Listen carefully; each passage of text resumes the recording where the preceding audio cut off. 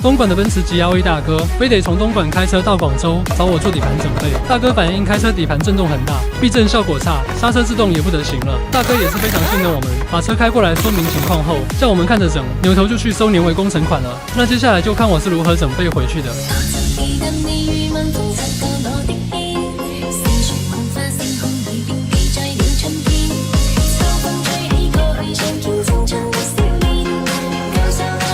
你觉得这一套整备下来收多少合适？评论区讨论一下。